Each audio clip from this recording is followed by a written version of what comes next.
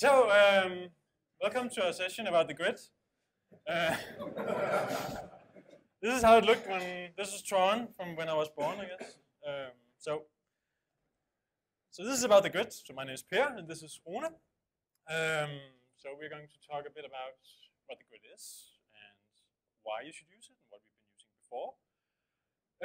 And show you how you can use all the different things inside of the grid, and how you can configure these different parts of the grid, and hopefully make you happy using it.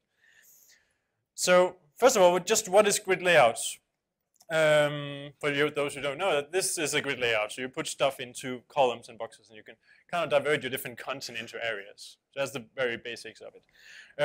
A grid layout is also usually something that's built for you by a CSS framework. And if you don't know what a CSS framework is, there's also plenty of those. There's like Bootstrap, Blueprint. Sorry?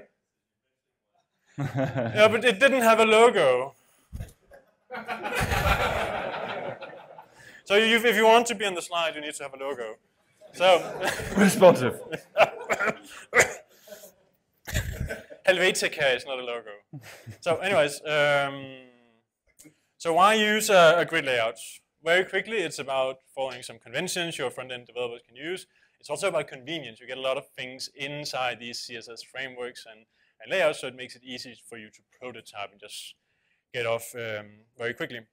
And then there's consistency. You get a consistent look all over your sites and your design. This is a very quick walkthrough. And these are also 3 of our new product names, by the way. So anyways, this is one of the ways we've been dealing with these kinds of layouts before, where we just put tables and all sorts of stuff into TinyMCE. One way of doing it, and it works fine when you try it out, but then after a while you have to move things around, or you just do something a little bit more complex, and it breaks. Also using nodes as widgets, having these kinds of small things as child nodes where you kind of define different basic fields, and then you render these as basic components in some sort of grid based on their sorting order. Pretty much all been there. And then putting lots of fields and tabs inside of a page to kind of try to describe something that's pretty complex. But the problem is that most articles and pages that you build today is pretty much built up of dynamic objects. It's not built up of one strict set of fields that can kind of describe the entire article.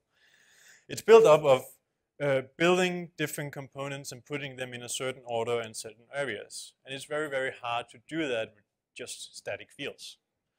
So neither of these are actually really good. They're all actually quite messy.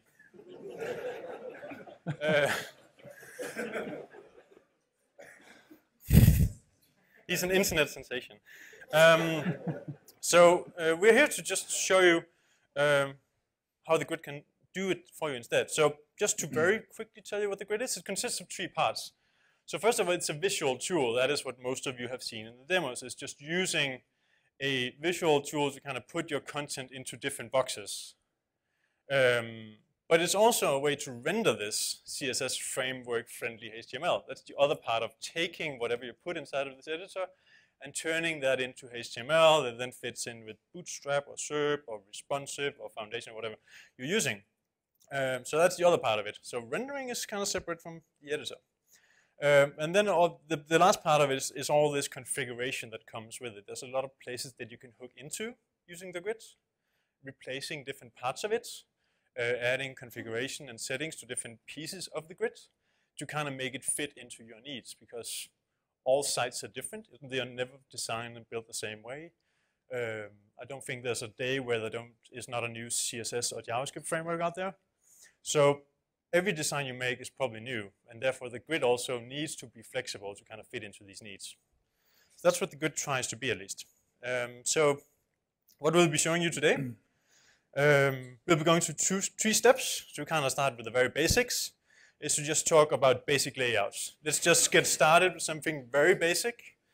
How can we just put things into columns? How can we use the different editors in the grid? And then we'll make it a bit more advanced. Talk about style and settings, how we can make it fit more into our design that we already have, so the editor gets a better visual feeling of what's going on. Who's moaning? And finally, we'll get into something that's really complex. I'm talking about custom editors, building your own parts and putting them into the editor, but also building parts that affect how these editors actually render again. So we can swap out different pieces of the pipeline of going from the editor into the storage of Umbraco and how we then output it again. So that's the last part of this session today. So first up is Rune, just talking about demo time. Take it away, Rune. Yeah. Any questions? Many, but many questions. Yeah. So a lot of you have probably seen the grid in a video or somewhere, but a lot has happened in the past couple of months actually. We're just gonna start up with the basics, making a really basic grid layout. We're gonna fill out this page. It's pretty minimalist right now. Got a header and a footer, and we're gonna try to sell you some speakers, Libratron speakers. So just for a start, we're gonna do a grid layout, data type, like setting it up right from the bottom. Start out with the layout, which is the encapsulating thing, where the idea is that you can either have a full width layout or like a layout with a sidebar and some content. That's the main scenarios we have here. We're gonna do a full width one, so we choose 12 columns. We can name it full width. And for the content, we're gonna do 3 columns like this.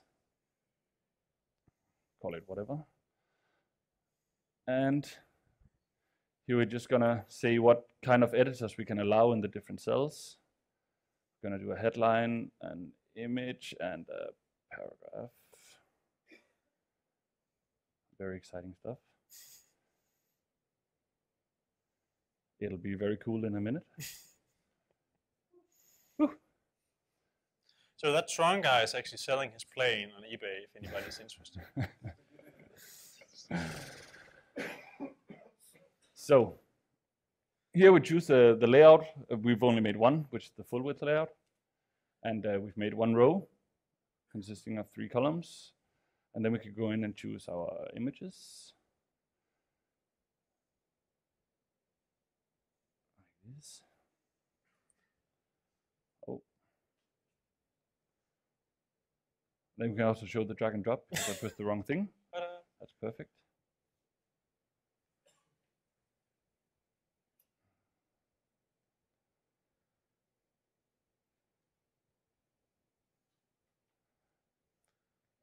Right. Something drawn. Yada yada.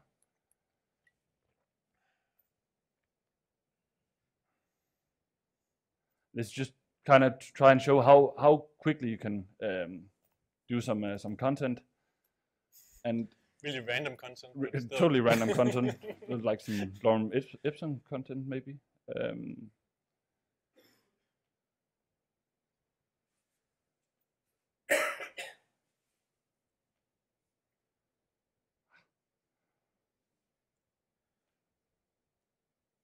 So when you put this in here, where does it end up?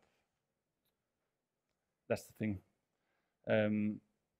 We of course need to render it somehow. And what we do is we go into our template. And just to show what the grid actually saves to the database, we can do a current page dot 3 speakers. If we're lucky.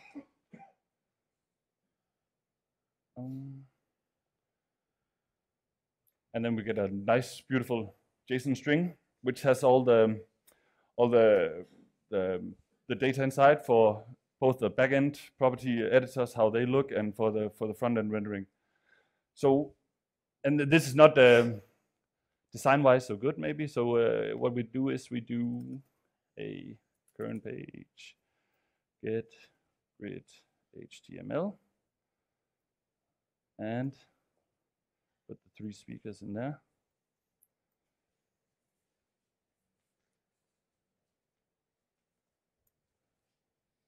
And voila. Got some content So, on the site. so you're wrapping this in magic, basically. Basically, yeah. Yep. And it's of course, because it's made with Bootstrap, it's of course fully responsive. So if we take it on a smaller screen, it all resizes and does what it should. And to show how that works, we can go into our partial view here and see. This is actually where what we do with the JSON string. Check for how many columns and everything that's in there, and then it spits out some pretty cool HTML in the end. So what this does is that you call a method on the current page called getGridHTML. You can give it the name of the property where the raw grid data is in, which is a JSON object, and then you pass it in. Then the getGridHTML method actually passes in the dynamic object into this view file here.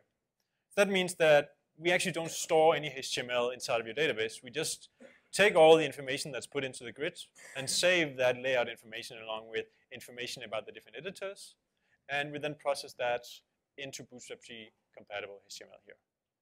So if you wanted some different HTML, then you can, we have some different files you can render with. We have a fluid file for if you want to nest your grid inside a container. If you made your own Bootstrap 3 container on your site, you can do with the fluid layout. And there's a Bootstrap 2 version as well. I guess you can write your own as well. Or you can go in and write your own rendering file. If you want foundation, you just go in and change the classes to match the foundation. So how do you use that? How does that get into your actual page if you want to use Bootstrap 2 instead? It is really easy. I'm glad you asked. Do like this. We had a Bootstrap 2 file, so we just write Bootstrap 2 and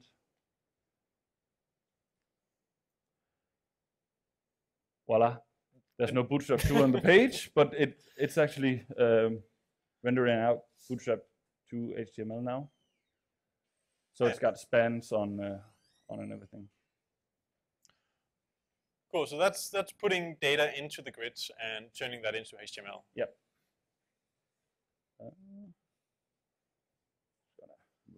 Yeah, you might want to remove that again.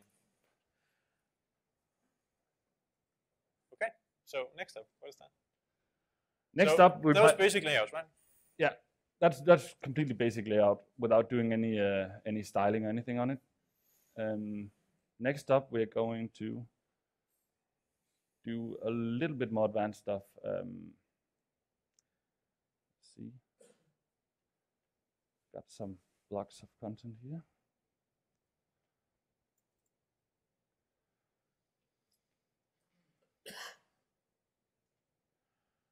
On the editor side, it looks like this. We've got a layout with 2 blocks on top, 3 blocks in the middle, and 2 blocks in the bottom. And these are pre-configured? Yeah, these are pre-configured blocks where we have put some styling on. Check here, you can see we set a background image for the cell or the block, and there's also a gradient class chosen on the cell. So what does that mean for the rendering? So if we go out and have a look at the page, got these blocks in here. So those images in the background, that's stuff you put on the grid, basically, on each cell. Yeah, they're put on the cell, and if you can go in and change it, see, that's on the row here. Put a different class on it. It's got bronze now, and put a sunrise on it. It's going to look really pretty. Sunrise is always good. Mm-hmm. Yeah, I can see that. Yeah, that's wonderful. So how do we do that? Go back to our data type, and we've got settings and styles down here, which of course you can make your own. You can see here we have for the background image. It's if you've tried making a property editor before, you'll recognize this from when you do your pre-value editors or your package manifest. It's just a JSON string, and it's really easy to go in and make your own. And what it does is it takes where you see the key is the CSS key, and the view is here. It's the image picker. You can put in a text string, and then if you put like a color in the key and write red in the text string field, then you're gonna get a color red. So it's really easy to go in and make your own kind of styles. And what it does, it puts inline styles on the cells or on the rows when you pick them from the editor side. And for the settings, this is where we choose the classes for the rows. We've got a radio button list. The same as when you make a normal property editor. There's some pre-values configured, just green, yellow, bronze, blue, and that's CSS classes defined in our CSS. And what the settings actually does is it changes the HTML attribute. So you can see the key here is class, but you could also have done a type or like a data attribute if you want to do, I don't know, some kind of a gallery or whatever, where you use that stuff. So you can use it for a lot of things. But just to kind of show what it does, we can make another style one here. I'll just copy this. So the styling one does, it also has keys, but these keys are turned into CSS rules or keys that is then injected as an inline style. So yeah, you're putting in opacity now. Mm-hmm. And of course, we don't want the image picker for that. That doesn't really make any sense. So we'll take the text string. You don't have an opacity picker? Nope, sorry, I don't. My bad. So what is the modifier? Just people are probably wondering about that. The modifier is actually, that's for the background image. We need to wrap the path in the URL and parentheses. So the modifier is just a way to inject the file path in that in the URL parentheses. So you can use it to modify the value that's put into the editor before it's actually then converted into a style. Yeah. But we don't need that for opacity. Maybe just change the label.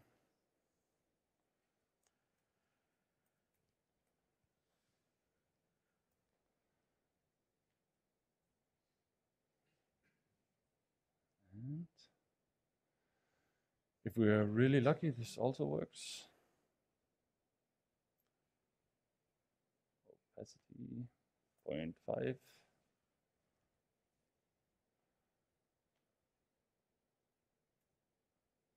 Ah, voila. You see there on the right, that's 0.5 opacity. easy stuff. Yeah, I think that's pretty much it for the settings and styles. So as you can see, it's actually quite easy to get something up and running really fast, and it's quite easy to tailor it to the editor experience. You have to do some thinking about how you order it and stuff, but you can make like loads of different options for them to choose from, and so it makes it easy to, it makes it possible to make a really nice editor experience, and it also gives a lot of control to the developer for what kind of HTML you want to generate. You can go in and, as Per will show in a minute, actually decide what, in more detail, what kind of HTML comes out. But yeah. Yeah, so let's move it a bit further. So what you've seen here is what you can configure on cells and rows. And you can also actually enable if the setting should go to a cell or to a row. So they don't have to be everywhere. So the last thing we would like to show is talking more about how can you build something like a component, or like a preset of things that you as a developer has kind of predefined, and the editor can then insert a collection of these different items. So in here I've added a layout, and I've just defined a single row actually, but this row actually contains 3 elements, and one of these elements is 12 columns wide, and the other one is 6. So it of course just breaks them down into one component. So just follow the rules of these Fluent layouts. So in here, there's already been defined that this one up here has a headline control. This one down here enables us to insert a paragraph, a price tag, and a bullet list. And this one over here defines that I can insert a product image. So if we just very quickly insert something, can be used as content, then let's insert the headline and a paragraph. I'll just borrow your lorem ipsum generator up here. Please do. There you go. So if we just save this and open it up over here, and just very quickly look at what we actually get out, then what we get here is a h1 tag, which is centered, and we also get a paragraph tag down here. So this is not a restrict. Oh, you right-click by this one here. So this is not actually a restrict editor, but just a paragraph tag that gives you like a raw string inside of the tag. So you can't really do very many advanced things in that. But it's an example of how you can configure these editors to give you very simple ways of inputting stuff that editors can't really mess with, first of all, and also giving them a very clear idea of how will this look later on by applying some basic styling.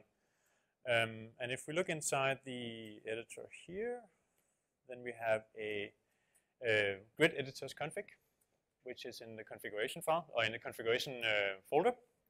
Then in here, there's a headline centered editor that we set up.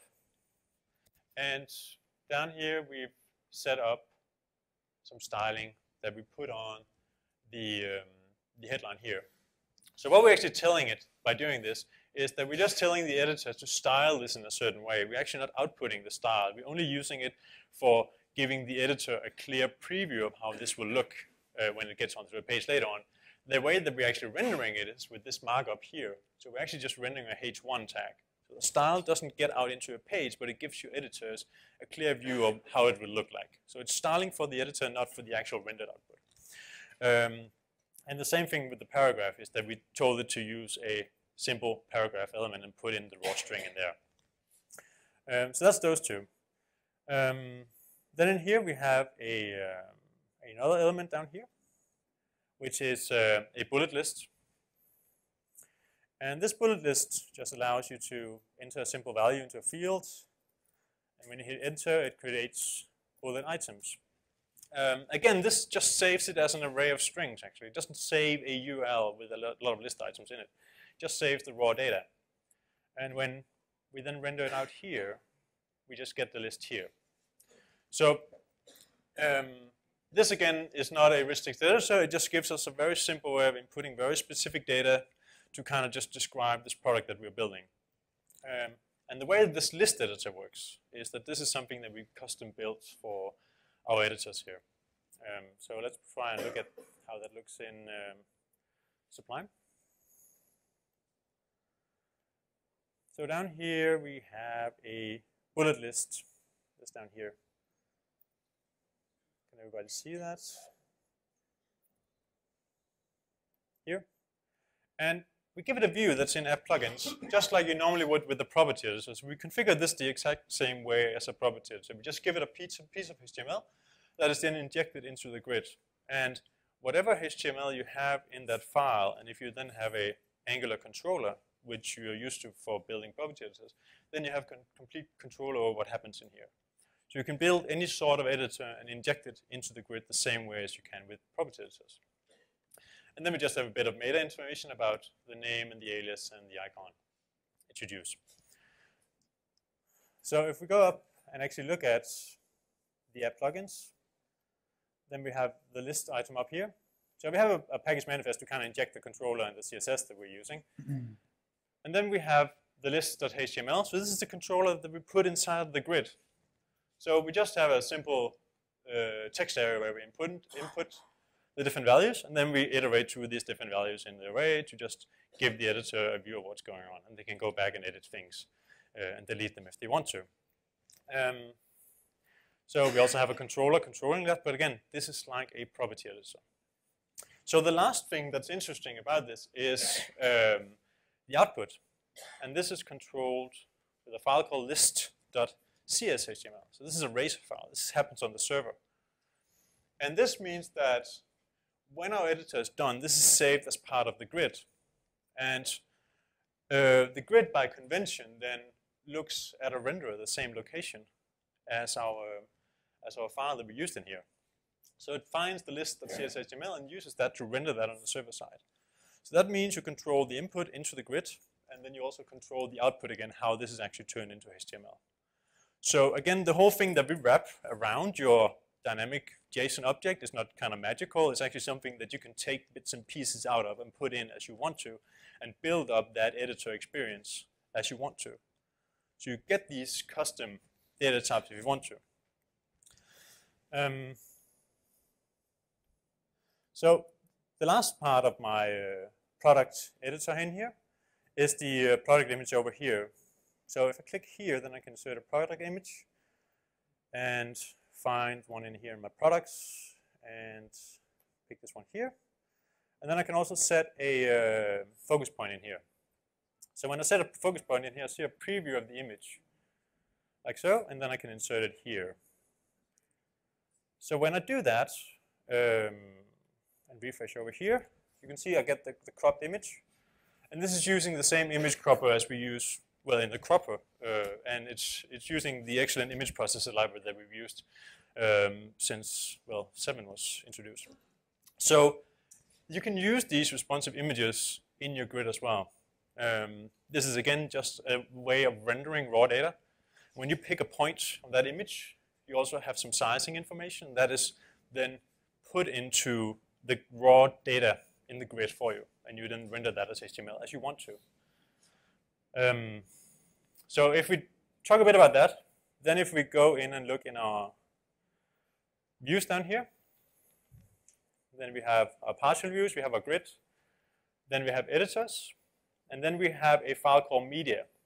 So this is the media grid that looks for if do we have a width and a height, do we have some centering information, do we have some cropping information, and then we output that here into an image source. So we look if do you actually have some sort of configured width and height on your editor, and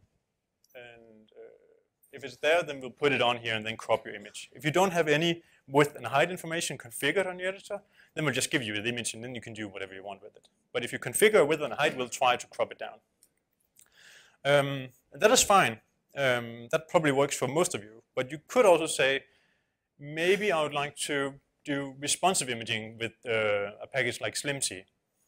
And to do that, you could, of course, just edit this file here and introduce the Slimcy library in here and make it into a image that has Slimage already allowed. Or you can build your own. So I already did that.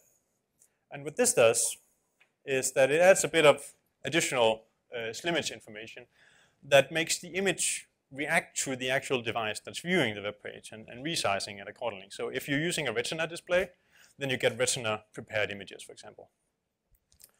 So to actually use a different rendering of your editor, instead of using the built-in one, I can go up here and say, instead of using the default one, then I can say, use the Slimcy one. And again, this Slimcy here just refers to the convention that it will look inside of partials, grid, editors, and then this down here. If you had a very specific path you'd use, you can also give it that very specific path. So with this in here, I just need to resave that grid.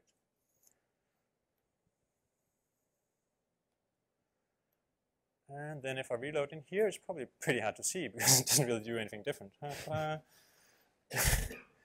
But if you click this one here, then I think you can inspect the elements.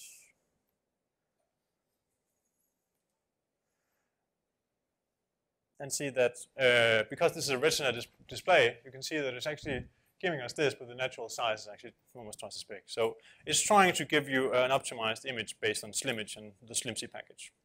Again, this is putting way too much into it because this is actually just an example of saying, if you don't like the way an editor is rendered on the server side and given to your client that views the grid HTML, then you can just swap it out if you want to.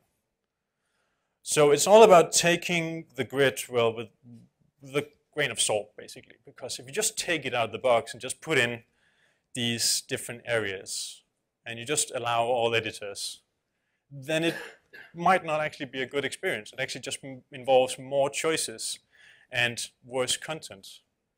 It requires you to put the same amount of care and preparation into a grid that is required to building a normal document type in Umbraco.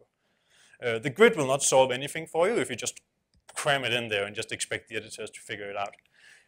This requires care and planning and configuration to actually work as you want to.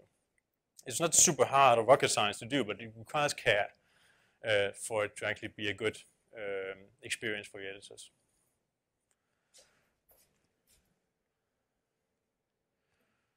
Right, now we got to this weird slide here. Matt?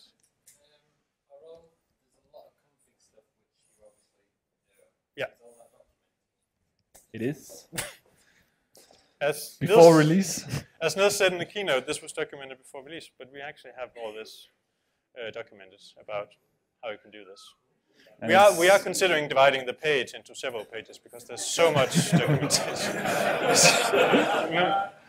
And there's more stuff on the drawing board as well. Yeah, so there's, and it is right, there's a lot of configuration here. We're trying to replicate the way that you configure property editors.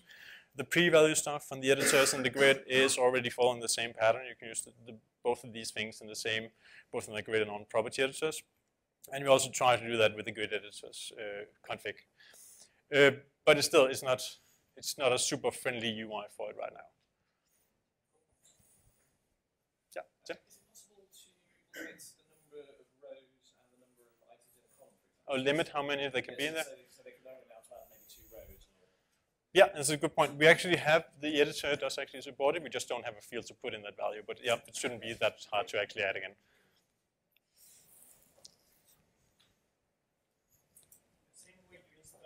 Now, the way you install these editors is you drop them into your app plugins, just like property editors.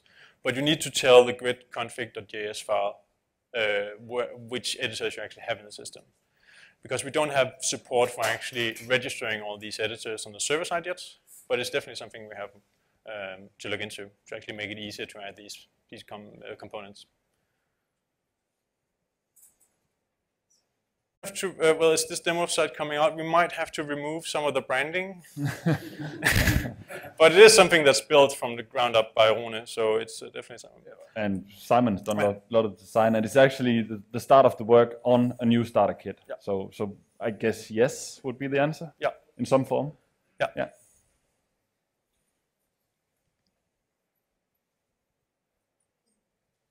So is everything that's on display In already, so. Yeah. and available on public? Yeah, it's on. Yeah, it's in the public 7.2 branch. Yeah, so you can get all this. Yeah, now it's in the latest nightly build as well. When's it ship? When does it ship? We have an RC next week, and it's in that RC as well. Yeah, and then if there's no extra surprises, then final version is due pretty close to that RC, I guess.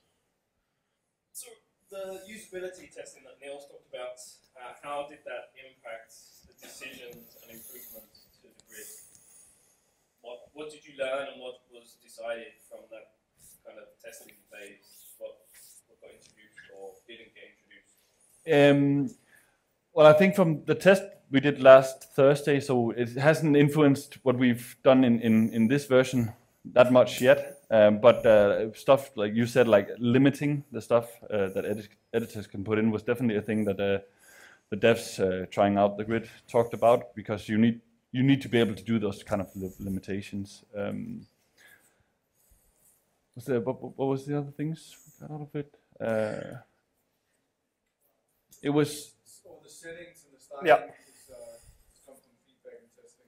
Yeah, actually, the changes to the settings area has, and we don't really know that. But in the beginning, the whole settings dialog was like in one big page. So we kind of put that out into separate dialogues now, based on feedback, because it's too confusing. There's too many moving items in that configuration. Yeah, we've moved a lot over to the right pane. Yeah. Yeah. And also, I think daily usage of actually using the grid editor and building things in it and seeing people build things in it, how they react to it, has also influenced it. So we've redone a lot of the actually output HTML to make it more flexible. We've redone the different ways that we render these things, so it's easier to see what's going on in the Razor file. So it's easier to replace the things you actually need, because that's one of the things you also found out is that it's good, but it's only nearly what I want. And if it's not actually what I want, then it's just a kind of a pain to work with. You actually want something where you can swap out the things that you think is broken, and you will encounter that. And then the test also showed that we need to be really good at explaining the difference between the layouts and the rows, because a lot of people just going into the grid, they think that the basic layout you make is actually like rows or columns, and they start fiddling around with that. So that we've spent quite a lot of time trying to figure out how to explain that, and we've done that in the documentation. And then we've also talked about maybe changing the way we do it on the data type editor, but for now it's as it is, I guess. Yeah. The way the data stored, it's a huge JSON object, and something. So it's something we're working on with Bannon and how we can do with examine, and how we can actually add in these. Because there's a lot of cases where I actually want to take the content from your editors and index it in a different way. So adding a hook in how you actually index stuff is something that we're looking into.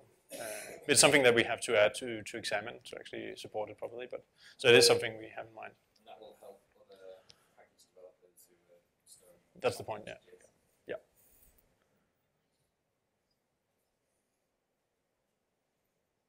Right.